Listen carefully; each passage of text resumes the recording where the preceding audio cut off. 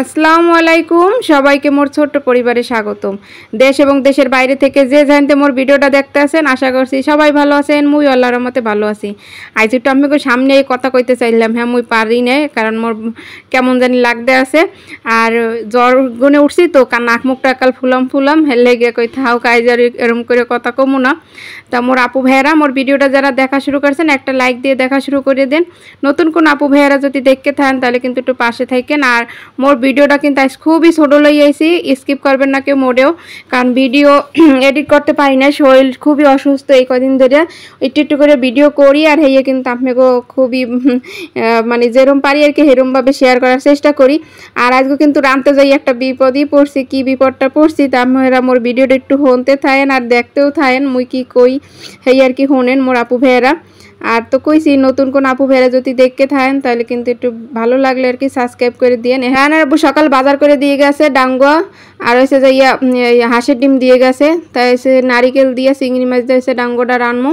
আর এই রানতে যাইয়েই দেখি কি যে মোর একেবারে গ্যাস নাই গা, গ্যাস একাল চলে গেছে, একটু মোমবাতি নান জলে। এই যখন মুই তরকারি কষাই তখন মুই চুলার দিক চাইয়ে দেখি নাই যে মোর গ্যাস নাই আর কি।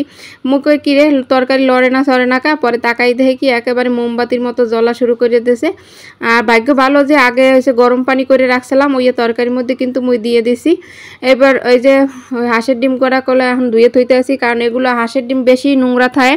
আর মোর হচ্ছে বিম লিকুইডটা একেবারে শেষ হয়ে গেছে, একাল কাঁচাই কোচাই ওইটাতে ধুয়ে আর কি সুন্দর করে আর কি লইতে আসি।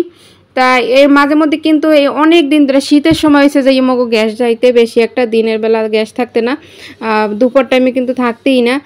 আবার এই যে এখন আবার হঠাৎ করে একদিন এই গেল, এছাড়া কিন্তু এমনি মগে জায়গা গ্যাস থাকে, কিন্তু হঠাৎ যদি যেকালে রান্ধন চড়াই একদিন হয়েছে কি একালে সবাই রান্দা মানে হয় না আর কি, মোর রান্দা হয়েছিল মুই তো রায়নের আগে বাগে আনতে যাই। তো একদিন ভাতটা বয়াইছি এর মধ্যে এসে যাইয়া গ্যাসটা চলে গেছে। তাই ভাগ্য ভালো রাইস কুকার আসলে এর লিগে আর ঝামেলায় পড়ি নাই। আর আজকেও ওরকম হয়েছে দশাটা, তা ওইতেই টিপে একটু রাঁধছে যেহেতু হাতে একালে সময় আনলে। আর গ্যাস এত মোমবাতির মতো জ্বলছে, পরে চুলা মুলা খুললে টুললে সব উপর করে এই পরে হয়েছে লইছি। আর এদিক দিয়েছে ভাতও বয় দেবো। আর শরীর অসুস্থ থাকলে বেশি কিছু রাঁধতে মনে চায় না, কারণ শরীরে বেশি একটা ভালো নেই, হেলে গিয়ে রান্না বাড়াও অত চাপ নিতে আসি না, এই একটা তরকারি রাঁধতে আসি। আসলে কেন অসুখ বসুখ থাকলে ভাতও কেউ খাইতে মনে চায় না, ও মাঝে মধ্যে একটু আমরা টামড়া এসব বানিয়ে একটু খাই। আর এই তো ভাতটা থ্যা মুহে মানে মজাই লাগে না কিছু, কি আর কমু। তাই মাঝে মধ্যে করলে রাঁধতে গেলে যখন এই যে শরীর অসুস্থ এখন কি করবো, কারণ করার কিছু নাই। অথচ রান্নার লগে কিন্তু এক পদ তরকারি রাঁধতে আসি, আর সেই জায়গায় দেখেন মোর কতক্ষণ সময় লাগছে এই তরকারিটা রাঁধতে। এই চুলার সব বাড়ি মাড়ি খুললে এরপর একটু মোমবাতির মতো জ্বলছে, ওইতে টিবাই আর রাঁধতে কিন্তু মোর দেরি হয়েছে। মোর কিন্তু এলপি গ্যাস আছে, কিন্তু এলপি গ্যাস হয়েছে কি ওই যে বারান্দায় থোয়া চুলা উপরে উঠে নিয়ে থোয়া রায়নের আব্বু যদি বাসায় থাকে তাহলে কিন্তু দেখা গেছে জটফট নামাই দিতে পারে।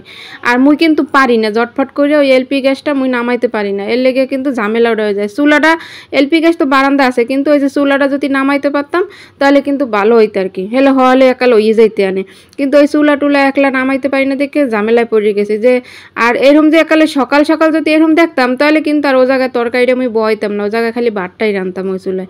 আর সকালবেলা দেখি যে গ্যাস আসলে তো আর হঠাৎ করে মানে আসে না যে অল্প অল্প যায় এরপর আর কি বোঝে, ওরকম বুঝি না যে।